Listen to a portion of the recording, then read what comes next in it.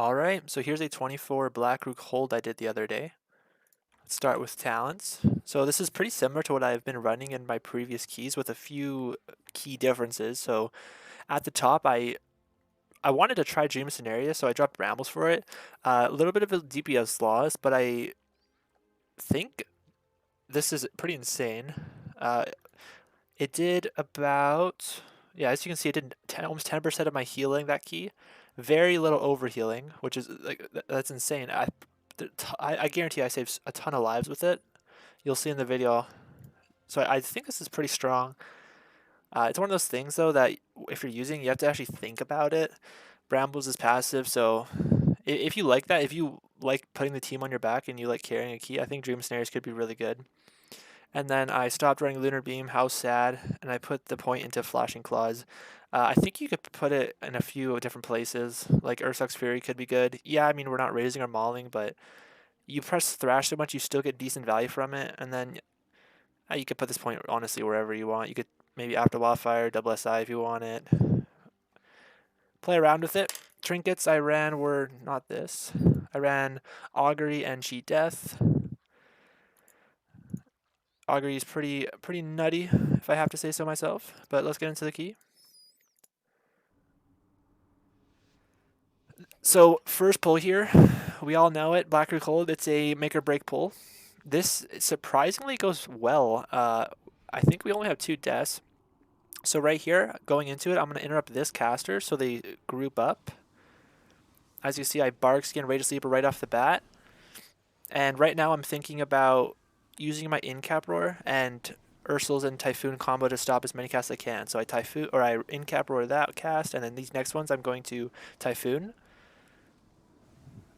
The protectors that cast Sacrifice Soul make everything around it take reduced damage, but they don't take reduced damage, so you want to target those. Just, you know, send your mangles into it and all that stuff because they're taking full damage. Yeah, as you can see, quite a bit of deaths here. Sending Barkskin off cooldown. Because I'm not running Raise, I'm mangling if I can, thrashing if I can, and if I can't do either of those, I'm swiping as a last resort. But yeah, as you see, like regrowth getting some decent value. So going into this pull, I don't have Barkskin or Vigil Sleeper. I mean, I could wait a second, but I just send my SI on the pull. I'm not going to need it for the boss, and by the time we get to the spiders, it'll most likely be up. So we get a ton of deaths on this pull. Like right here, boom! Double kill, Paladin healer gets hit. Our rogue dies so much to this Ravencrest chick, it's pretty crazy. The frontal, it's very wide. It's not a cone. It's like a 180 slam in front of the boss or the mob. So you got to be really careful about it. Same thing here with the Sacrifice Soul. If you can target that, and make sure we're interrupting the counts. Is it counselors that cast? Yeah, interrupt the counselors as much as you can. I do in-cap roar off cooldown. I don't want to Typhoon it though, just because it's going, unless I have Ursul's Vortex, but if you Typhoon it away, you can take it out of cleave range. So, yes, I mean, this guy, I just don't really get it. I mean, how have you not, I mean, he acknowledges it after the pull's over. Oh, as you can see, I did what I said I wouldn't do and Typhoon the mobs. It's really scary because if you have to move this big guy, you risk frontaling people.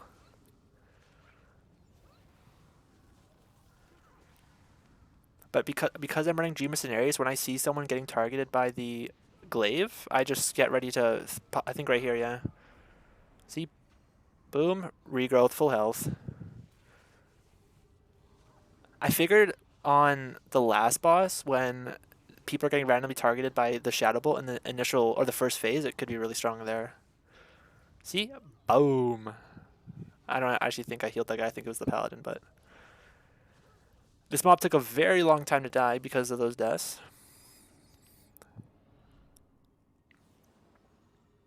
This boss, not really a lot to talk about. You basically just pick a side of the room, pull the boss there, bait the frontal, so your group has room to drop their puddles and whatnot, and just do damage as a tank. And I guess move out of the frontal, that's also pretty big. So with a build like this, your single target rotation, as you can see, it's just Mangle Thrash, Mangle Thrash, Mangle Thrash while spamming Iron Fur. Pretty simple stuff.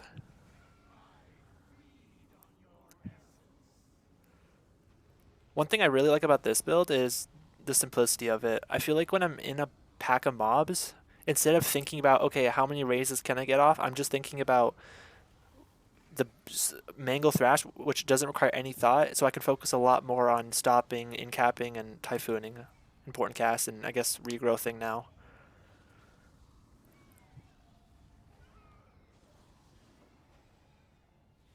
So on single target, if you do have a Galactic Guardian proc, you want to press that over swipe. So see right here, I Galactic Guardian instead of swipe. Swiping in single target is the last button you want to press. Using Hibernate to help the healer with the affix. So here I try to Moonfire a few. Ursul's Vortex those mobs. And see, I Wild Charge this one to root it in place. And then I'm going to Typhoon here. I try to hit both there, but that... Wait, if Typhoon hits a stunned mob, does it not push back? I don't know. So I think both of these actually end up going in. Or no. So yeah, the boss has 2 stacks here. Mage gotten pretty damn low. I mean, that's the only damage in the fight, so you want to just pop your big defenses on that so you guarantee live it. 3, 2, 1. On a boss like this that doesn't really have any tank damage or like any specific tank buster, I just send my Bark Skin and Rage of Sleeper off cooldown just to help mitigate more overall damage. I don't know what... Actually, that's the first time I've ever been feared in this fight. I guess I got hit by the frontal, but I'm pretty sure if I got hit by the frontal, I would take a lot more damage. I don't know. I almost get hit by here. So the our Ret Paladin makes a pretty funny comment here when this boss dies. Honestly, the boss didn't feel like it took that long to kill, but I think our Ret Paladin disagreed because they say something here in a second.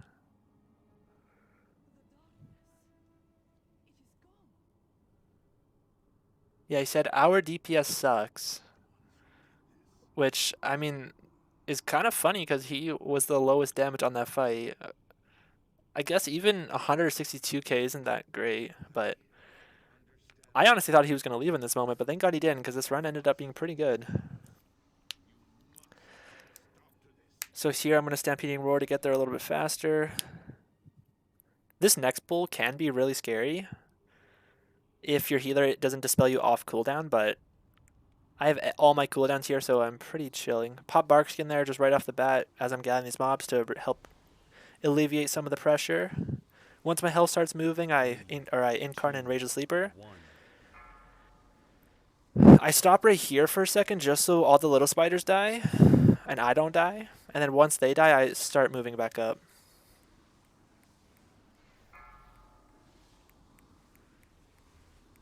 Yeah, see, if you have a healer that can dispel you off CD, it's pretty chill pull. So right here, I don't like going straight in. So I just wait a second as these mobs move in, or this two pat right here. Just waiting a second. Yeah, right here. Once the spider dies, and I'm gonna stop the first scout here when he casts Knife Dance. That's insanely poor to interrupt, especially on a higher fortified key. Knife Dance, if that thing full channels and nobody stops it, it's probably just a wipe. I believe you can LOS it though if you absolutely have to, but that's a huge DPS loss, so try to stop it if you can. So see right here, I'm going to Typhoon to stop that Knife Dance. There is the Arrow Barrage that the archers cast, but honestly, that's... I mean, you can literally just dodge it, so I would say try to hold your stops for the Knife Dances.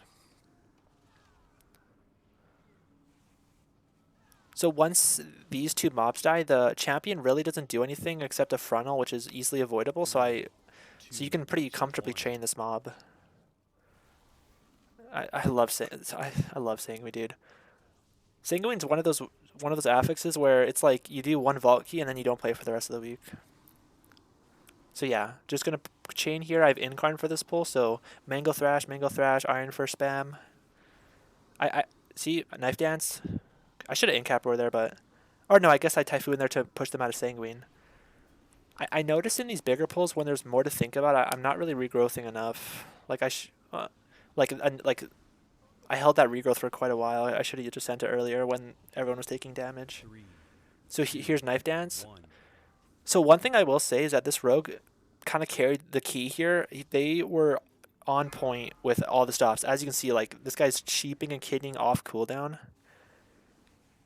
That's what you want to see when you're playing with a rogue. Watch your feet. So I think I'll have Barkskin going to this pull, yeah.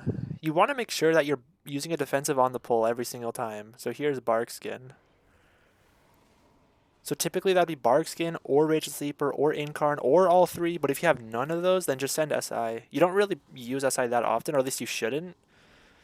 So don't be afraid just to, you know, send it if you feel like you have to. Watch your feet. 3, 2. Not going to hold Rage of the Sleeper here just because of, well, there's no point, but also with the new tier set, even though like it, even the one thing I love about the tier set is even though you're not in a defensive, you technically are when you have the tier set rolling, which is a minute. If that makes any sense. So like when Bear's at its weakest with no CDs up, you're still pretty strong with the tier set.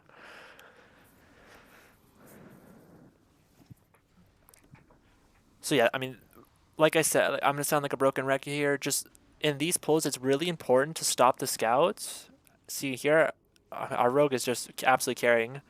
One thing you can do is put Ursul's Vortex down to when the archers leap out, instead they'll get sucked in. 1.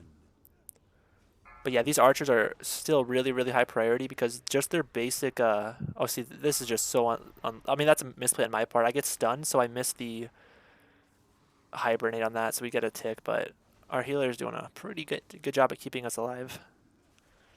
But yeah, like I was saying, you really want to kill the archers because just their basic shoots on a higher 4-key do a ton of damage, and if somebody gets unlucky, gets targeted by 2 at once, it can be really bad.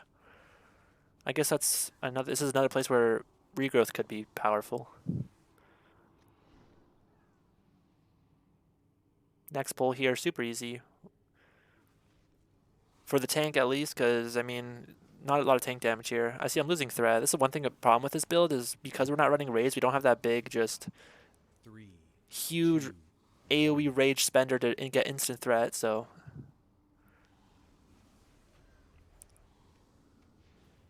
See, I incap roar to stop the arrow barrage there just because I can.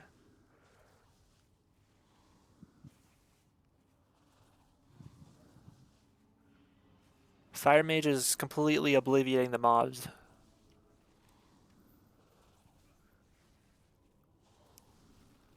He's probably holding CDs for the boss. So yeah, we do have less going into this boss. This boss is super easy. Especially as a tank. Even the tank buster doesn't really hit that hard. Main thing is if you get the red arrow above your head, you want to try to stack on either the left or right. You don't want to stack where I'm standing right now because I'm going to pull the ads here so we can cleave onto the boss. And if you have all of that green goo on the ground, could make it pretty awkward. So we spread here, like we literally cover all, like I don't even know what happened right there. Well, it actually ended up not being terrible, but all 3 players went in different directions. That was kind of funny. Yeah, the tank buster, I mean, I was in a lot of cooldowns there, but my health didn't move at all. So right here, boom, you guys see that? I pre-moonfired that mob, so when it's running in, I'm not going to lose threat and someone's going to get auto-attacked. You can moonfire it while it's running here, so that's really good. And then, yeah, just try to keep these mobs close to the boss so you can AoE them down. Using Skull Bash and Incap Roar off cooldown to interrupt the mob. 1.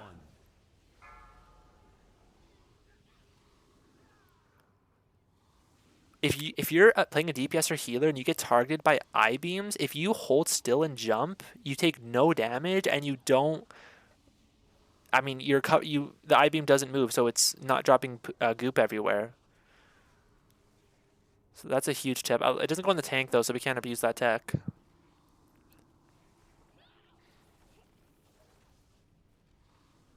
This next room coming up with Sanguine is so cancer.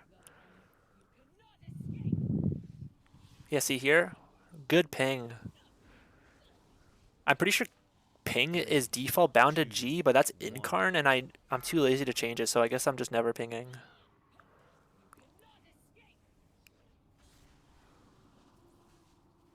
If you guys have made it this far and you're hearing this, comment down below what is your kick bound to. I always find that so interesting. Mine's bound to F.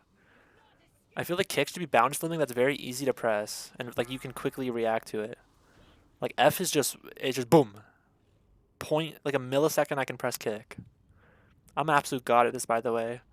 The tip is to always assume the boulder's coming from the left and just like kind of bait right, if that makes sense. Because if it's going left, I mean, if the boulder is left, then you're going right. But if it is right, I mean, you're already on the left. Oh, the rogue almost goes down there. No chi death proc though, so that's good. So you kind of want to take this part a little conservative because of Sanguine. Like these mobs like to hold still, and there's so many of them. It's almost like a mob's bound to heal a ton. It's really important though that you stop the cast here.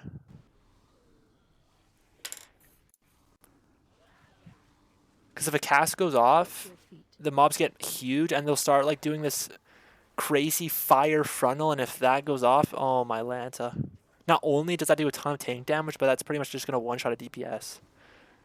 So see here, 2 go off, but it's fine. See, some of them are whirlwinding. See this rogue, it does such a good job at like stopping. I love this. Like these are the kind of DPS that I would actually kiss if I could see IRL. That mage just got hit by 1 tick and just procced his cheat death, I'm pretty sure.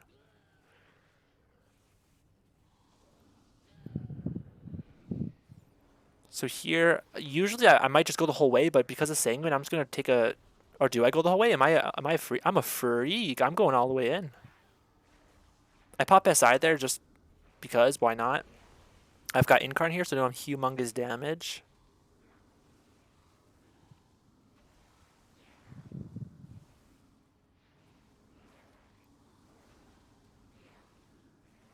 But I'm positioning myself just so when I Typhoon them, they don't scatter. They're all gonna kind of scatter in a corner. But yeah, well, I mean that was a terrible job. I should have.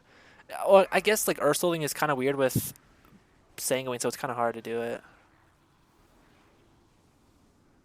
I got AoE blind there, good.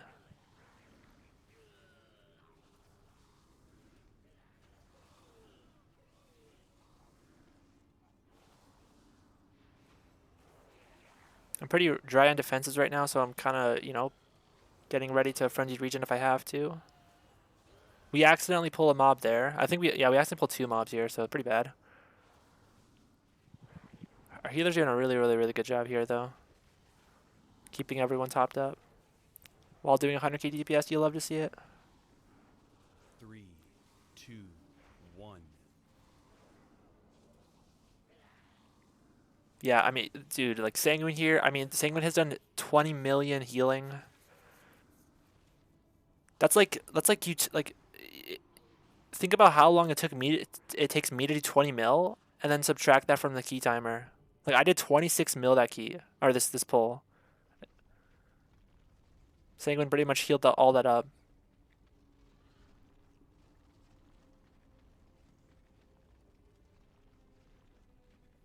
That rogue really thought he could win. He could outrace me here. So this next play, I like to do 2. I don't even know what they're called. Fel Hunters. 2 Fel Hunters at once. In a pug, I'm also just generating rage off this mob right here, as you can see. If people are taking a while, you can just generate some rage going in. So you're gonna. I have a full rage bar here. So now when I pop Rage's Sleeper, I can immediately start dumping rage into my tier set. So yeah, I stop right here.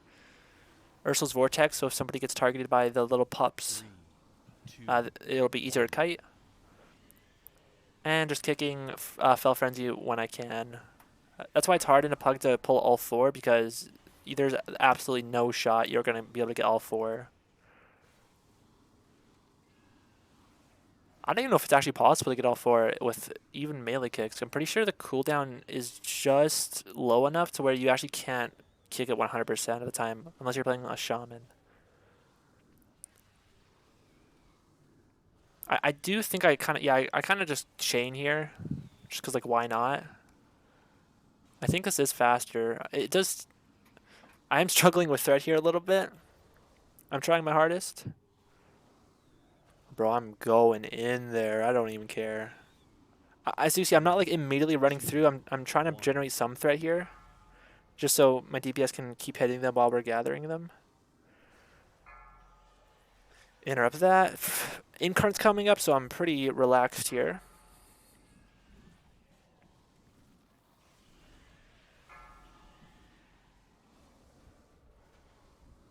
You can chain these into the boss, but you have to be very cautious because Fel Frenzy can buff the boss. And I'm pretty sure with 1 stack of Fel Frenzy, when the boss does his AoE slam, it'll just cause a wipe. So I do chain here, but only when one's alive and I know I can get the kick. 3, 2, Yeah, so 1. after that, I know I can chain because I have kick, one's alive. If it starts casting, I can interrupt it.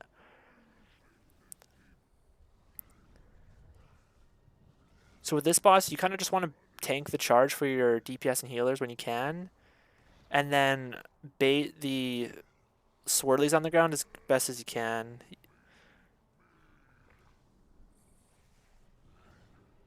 Other than that, though, this boss is really easy as a tank. You can tank 2 charges, but that requires pretty much everything. Like, I'm pretty sure you would need Incarn, SI, Bark Skin, Rage of Sleeper, 3, maybe 2, Rage Heart 1. Trinket. So yeah, see, I'm baiting the swirlies. The lines come from where the beam is. So as you can see, and you're pretty much there's just that's the theme of the fight. Like, it's like a rhythm, you know. Knockback, boom, bait the thing, beat the beam so you have more room.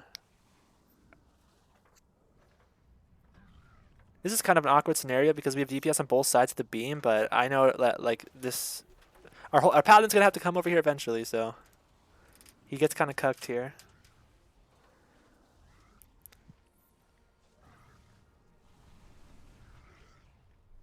3, 2. Yeah, I was thinking there for a second if I should hold Incarn because of the next pull, but it feels really, really bad holding Incarn for 30 mil of an HP boss. I do this next pull a little differently than I typically would. Normally, I would just pull everything up, but after playing a DPS and having a tank do that pull is so cancer.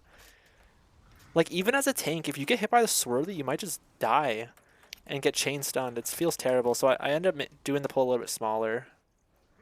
I do a terrible job baiting that beam. But I mean, this is common for this boss, just completely hectic at the end.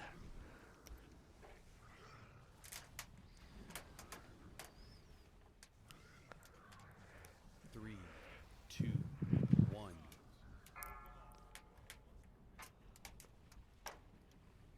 So typically, yeah, I would run all of these mobs to the top, but I do just take a chiller here.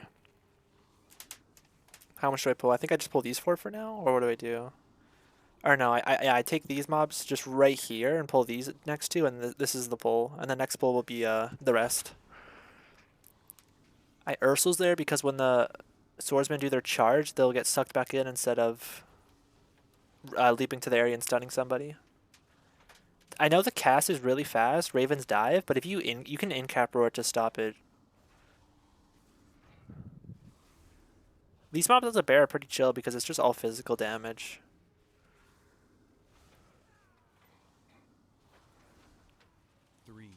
I almost got stunned there, but I in-capped roar doesn't. Oh, never mind. I still get stunned.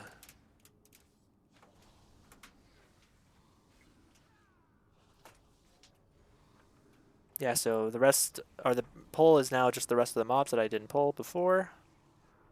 Our DPS is just going absolutely ham on those 2 mobs, so I hit them for a second, so I have threat.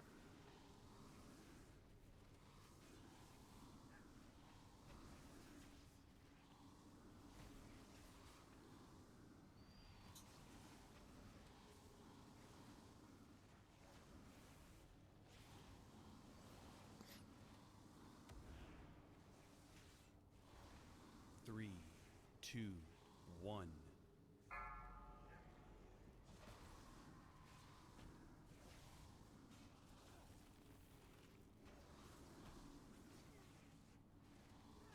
This next boss is pretty much the key killer. You can, even on fortified key, you could probably wipe to this boss pretty easily. This is I think regrowth is really good here, as you'll see. Just holding regrowth for every shadow bolt. This boss also kind of hits you really hard in this first phase, so just make sure you're defensiving off cooldown. As you can see, got hit really hard there. But Red Paladin, boom, full heal. 500k crit, that's kind of wild. Paladin there, full heal. You're not going to have it for every single one, but you can still help quite a bit. 3, 2, 1. See, I don't have it for this one, but...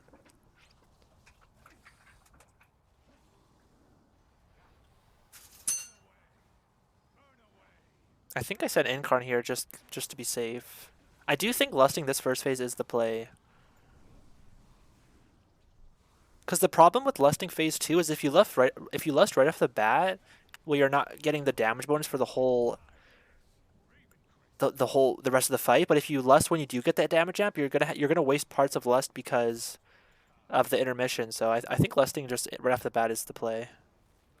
As you see, this is what I mean. We lust now, but we don't have the damage amp yet, so our damage is effectively useless because the boss has 190 mil HP. This first Shadow Volt Volley is the one you need to live. So I see I'm getting ready to heal somebody, and I heal our mage there. I don't know if they would have died if I didn't do that, but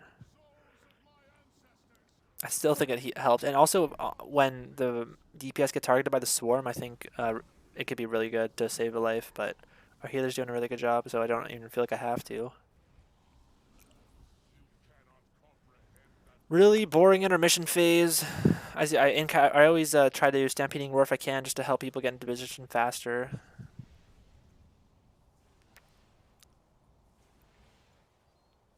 Just gotta make sure you're dodging the green circles on the ground. But other than that, just, yeah, pretty easy.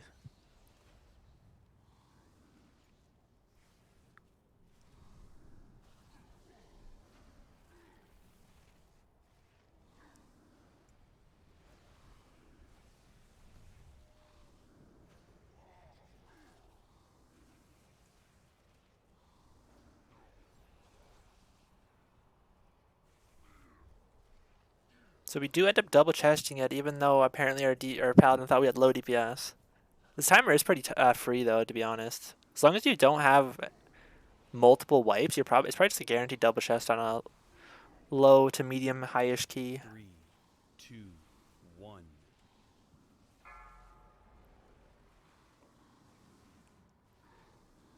Yeah, but that's the run. Pretty smooth. We can actually see how much, or no, yeah, let's check how much Sanguine did overall. So Sanguine did 58 mil overall healing. Quite a bit. We can check the damage breakdown. So yeah, when you're playing a build that's like this, typically, well, I guess this is weird. Sometimes Thrash like combines it. This is the initial cast and the dot combined. But yeah, I mean, if they are combined, Thrash is usually number one, but typically Thorns of Iron will be number one, then Moonfire, then Thrash. Sometimes Mangle. It depends on the dungeon. If you're doing a dungeon with super high density, Thrash will typically beat Mangle. And then, of course, Augury doing Augury things. Swipes is going to be a little higher with a build like this just because you're pressing them more often. I mean, once you Mangle and Thrash, in AoE you swipe, so that makes sense. But yeah, I hope you guys enjoyed that key. Like, comment, and subscribe. Let me know if you want more keys, and I'll see you guys in the next one.